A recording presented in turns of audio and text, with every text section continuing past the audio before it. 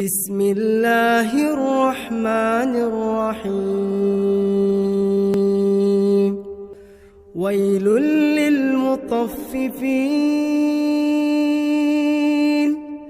الذين إذا اكتالوا على الناس يستوفون وإذا كالوهم أو وزنوهم يخسرون ألا يظن أولئك أنهم مبعوثون ليوم عظيم